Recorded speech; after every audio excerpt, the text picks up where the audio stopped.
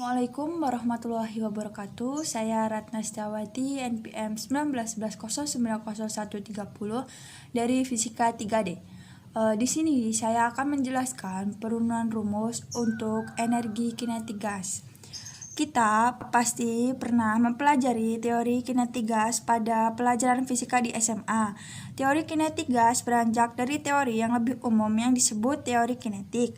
Teori kinetik menjelaskan sifat dan perilaku sistem fisika berdasarkan hipotesis terhadap sistem yang terdiri dari sejumlah besar partikel, misalnya molekul atau atom yang bergerak.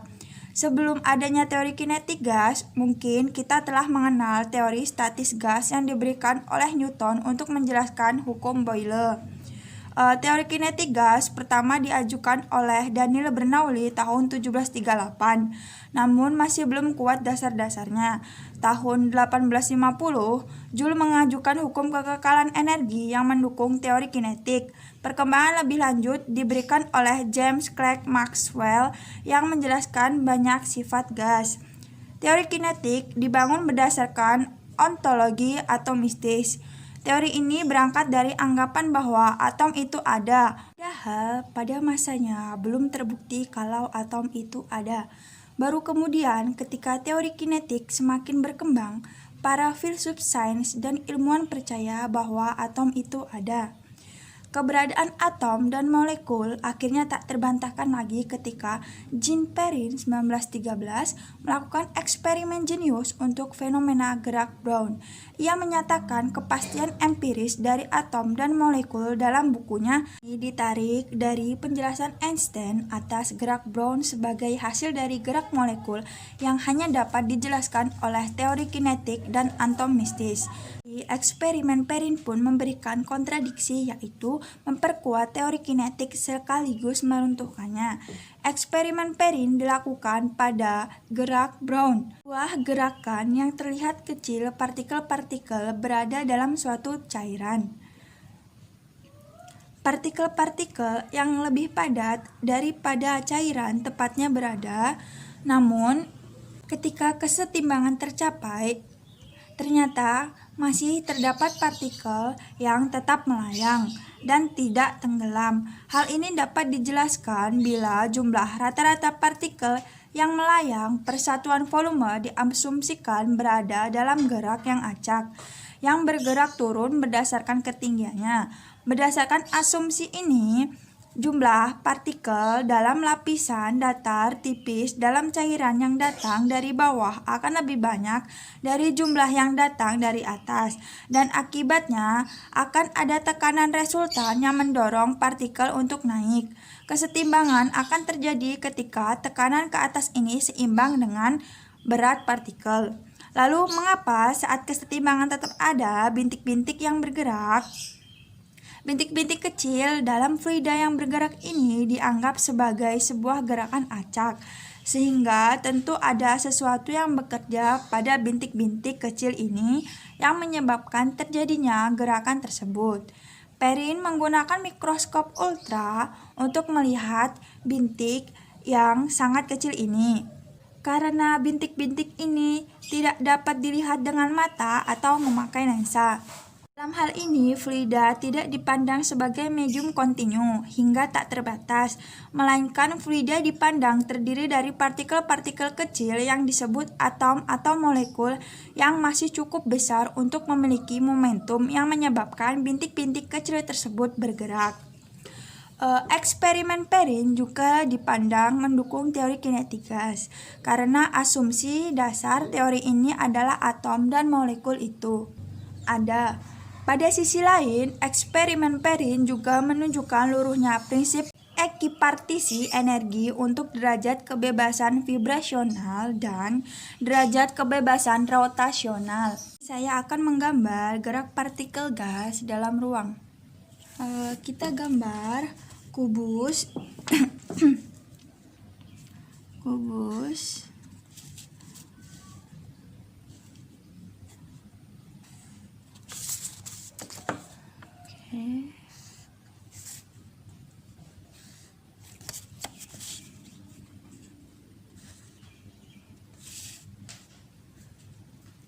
Ini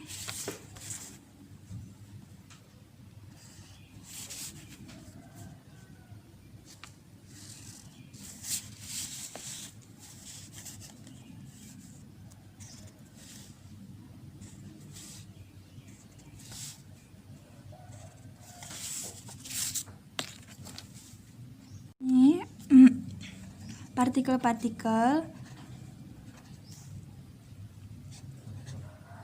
gerak dengan arah acak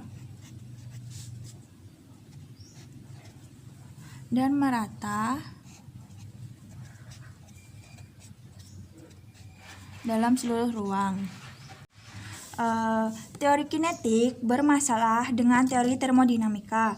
Teori kinetik tidak mampu menjelaskan kecenderungan menuju kesetimbangan yang dijelaskan oleh hukum kedua termodinamika.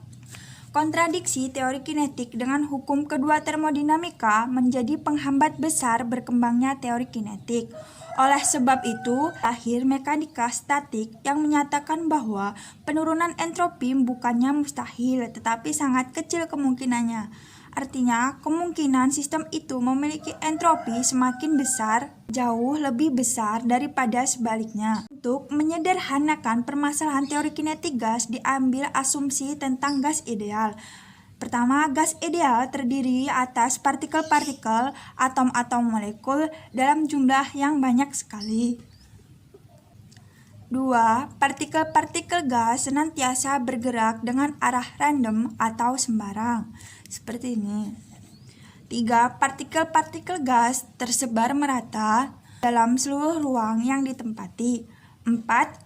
Jarak antara partikel-partikel jauh lebih besar dari ukuran partikel-partikel. 5. Tidak ada gaya tarik maupun gaya tolak antara partikel yang satu dengan yang lain, kecuali bila bertumbukan. 6.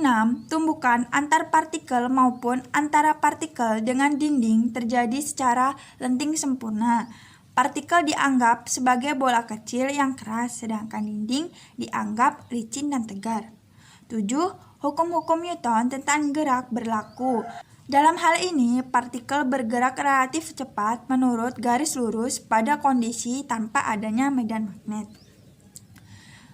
Gas itu terdiri dari partikel-partikel yang selalu bergerak dengan kecepatan yang bervariasi dan sangat tergantung pada temperatur sistem. Akibat gerak partikel yang menumbuk dinding wadah, maka terdapat tekanan yang dialami dinding wadah. Jadi, yang dimaksudkan dengan tekanan gas adalah akibat tumbukan partikel-partikel pada dinding wadah. Gerak partikel berhubungan dengan kecepatan. Kecepatan merupakan besaran vektor dan didefinisikan sebagai perubahan jarak pada suatu waktu tertentu. Nah, secara matematis itu dituliskan sebagai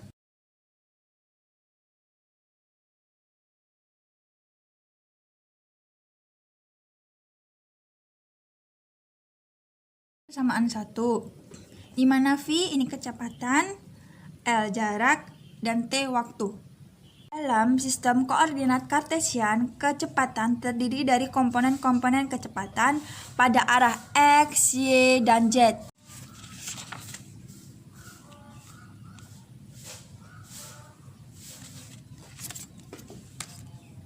Ini gambar untuk sistem koordinat kartesian, di mana di sini sumbu Y, X, Z.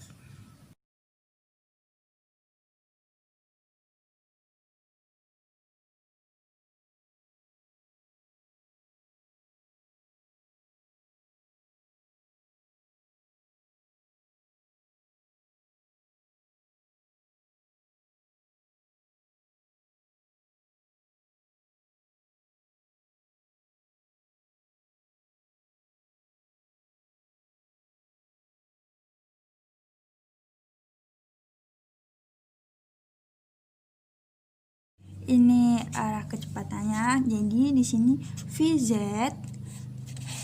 oke, mengarah sumbu Z.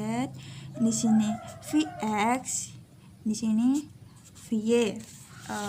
Dan kita ketahui bahwa V kuadrat sama dengan Vx kuadrat ditambah Vy kuadrat ditambah Vz kuadrat, atau V sama dengan Vx kuadrat plus Vy kuadrat plus Vz kuadrat akar pangkat setengah.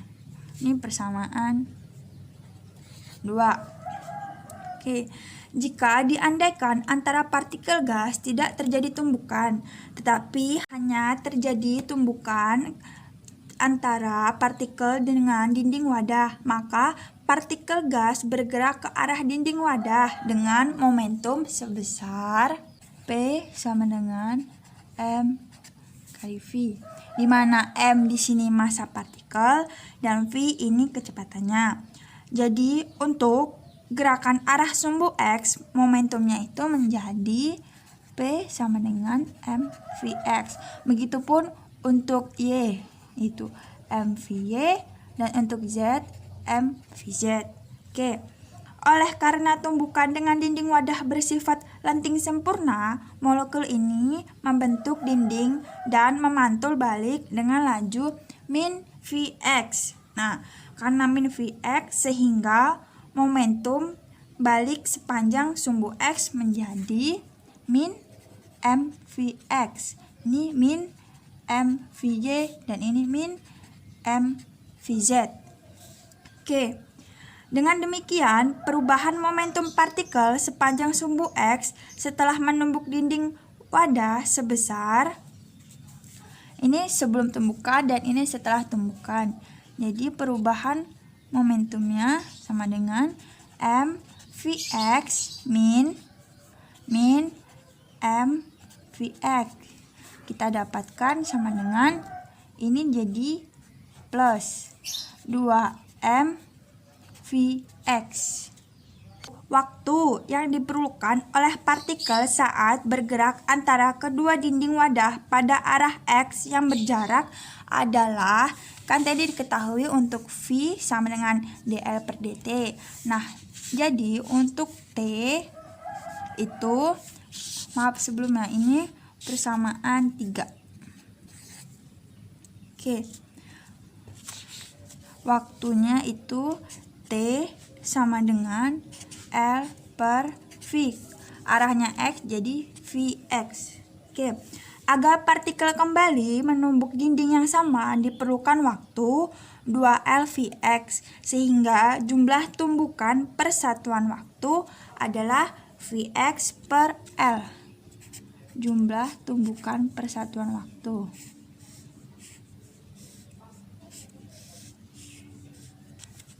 Oke. Perubahan momentum per satuan waktu menjadi, kita ketahui perubahan momentumnya 2m Vx dikali persatuan waktunya Vx per L. Nah, kita dapatkan 2m Vx kuadrat per L. Jadi pada sumbu Y dan Z kita tinggal mengganti ini. Ini X itu menjadi Y atau Z. Sekian perubahan momentum total persatuan waktu itu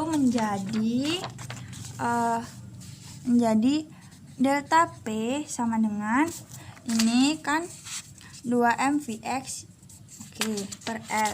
Jadi karena sama-sama per L, jadi kita tulis seperti ini. L 2mv pada arah X plus 2mv pada arah Y plus 2mvz. Oke. Ini persamaan 4. Padahal tiap-tiap partikel gas memiliki kecepatan gerak yang tidak sama, sehingga untuk memudahkannya diambil harga rata-ratanya, yaitu kecepatan rata-rata. Oleh karena itu, kecepatan rata-rata bisa dirumuskan sebagai V kuadrat sama dengan V1 kuadrat plus V2 kuadrat plus V3 kuadrat plus Vn kuadrat per N persamaan 5. Dimana di sini kecepatan rata-rata, ini kecepatan partikel 1, partikel 2, partikel 3, dan ini jumlah partikel. Nah, sebelum tumbukan itu arah partikel ke kanan. Dan setelah tumbukan arah partikel itu ke kiri. Nah, karena ke kiri dia menjadi min mv sumbu X, dan ini ke kanan mv X. Oke. Gerak molekul ini. Jadi ini tuh gerak molekul sebelum tumbukan dan setelah tumbukan. Kita pasti masih ingat hukum Newton 2. Nah, hukum Newton 2 itu gaya adalah perubahan momentum per satuan waktu.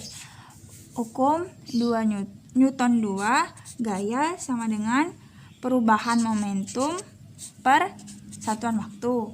Nah, kita ketahui perubahan momentum itu ini 2mv.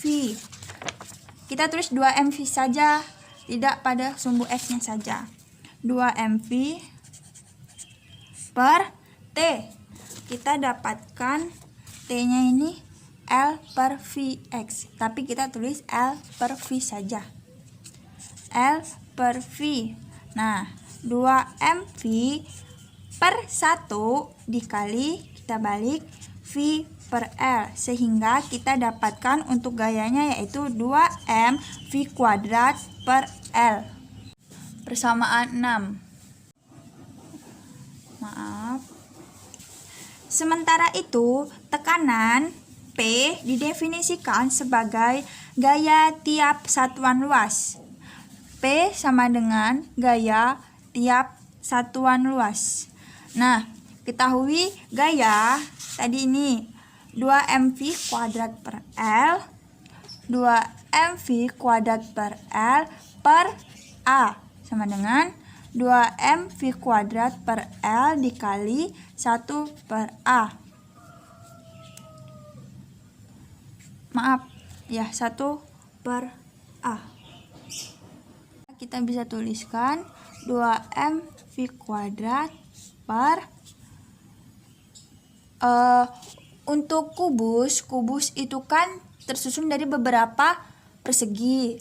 Nah, sisinya itu kubus itu ada 6. Nah, untuk luas persegi itu kan L kuadrat. Sedangkan sisi kubus itu ada 6. Jadi kita bisa tuliskan, jadi kan ini 6L kuadrat.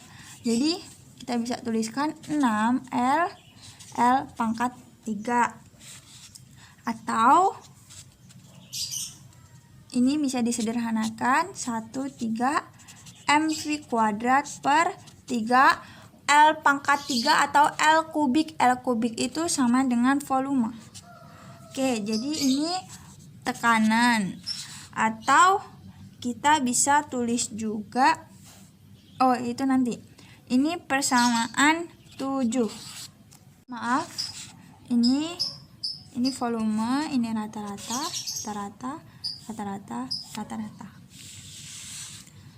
Oke. Andaikan dalam kubus itu ada n partikel, maka persamaannya itu menjadi P sama dengan ada n partikel, n mv kuadrat per 3v. Atau bisa kita tulis PV sama dengan n mv kuadrat per 3. Persamaan 8.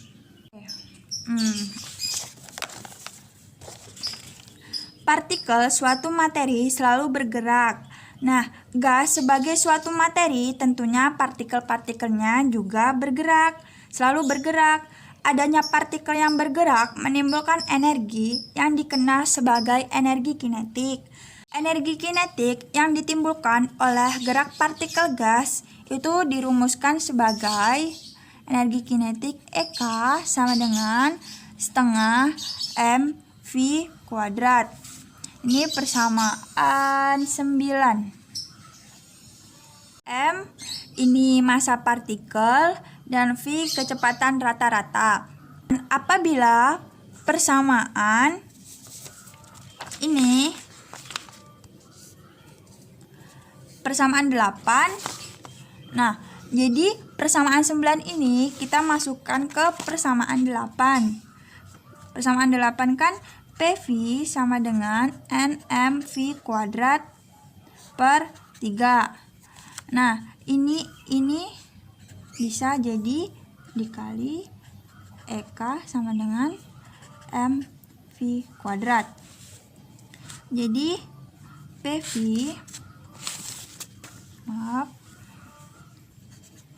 sama dengan N, nih mV kuadrat itu 2EK per 3. PV sama dengan 2 per 3 NEK. Ini untuk persamaan 10. Secara eksperimen kan telah diketahui bahwa persamaan gas ideal itu PV sama dengan nRT. Nah selanjutnya kita gabungkan persamaan 10 dengan persamaan 11. Jadi PV kan 2 per 3 NEK. Kita bisa tulis sini, masukkan 2 per 3 NEK sama dengan nRT. Oke. Jadi 2 NEK sama dengan 3 nRT dan EK sama dengan 3 nRT per 2N. Ini persamaan 12, di mana N ini jumlah mol dan N kecil jumlah mol, N besar ini jumlah partikel, R ini tetapan gas, dan T suhu. Nah, kita tentunya sudah memahami bahwa dalam 1 mol suatu zat terkandung sejumlah Na partikel yang dikenal sebagai bilangan atau tetapan Avogadro. Jadi, kita ketahui N itu sama dengan N per Na. Masukkan N sama dengan N per Na itu ke persamaan 12. Oke. EK sama dengan 3 nRT per 2N. Sama dengan N-nya kita masukin N per Na, RT per 2N sama dengan 3 nRT per Na per 2N sama dengan 3 nRT per Na dikali 1 per 2N. Nah, ini N kita coret sehingga kita dapatkan untuk EK sama dengan 3 RT per 2 Na persamaan 13. Oke, kita ingat bahwa hasil bagi antara tetapan gas dengan bilangan Avogadro dikenal sebagai tetapan Boltzmann. Secara matematis, hubungan antara bilangan Avogadro Na, tetapan gas R, dan tetapan Boltzmann K itu ditulis sebagai K sama dengan R per Na atau R sama dengan K Na persamaan 14. Oke, jadi kita bisa masukkan R sama dengan KNA ini ke persamaan 13. Oke, kita tuliskan untuk persamaan 13. Persamaan 13 itu EK sama dengan 3 RT per 2 Na sama dengan 3 R itu KNA. R itu KNA kali T per 2 Na. Na coret 3 kita tulis per 2 KT. Oke, kita dapatkan EK nya ini persamaan 15. Nah, jadi kita bisa mencari energi kinetik gas itu dengan rumus ini. EK sama dengan 3 per 2 KT, bisa juga ini 3 RT per 2 Na. Nah, di sini K tadi itu Boltzmann, tetapan Boltzmann itu 1 dimanakah sama dengan 1,381 kali 10 min 23 Joule partikel mol. Oke. Dan T di sini suhu. Nah, R itu tetapan gas. R sama dengan 8,314 Joule per Kelvin mol. Nah, jika menggunakan ini Na-nya, tetapan Na-nya itu bilangan Avogadro-nya 6,022 dikali 10 pangkat 23 partikel per mol. Nah, ini persamaan akhir ini diperoleh hubungan antara energi kinetik dengan temperatur. Nah, di persamaan terakhir ini menunjukkan bahwa energi kinetik itu sangat bergantung pada temperaturnya. Oke, sekian dari saya akhiri. Wassalamualaikum warahmatullahi wabarakatuh.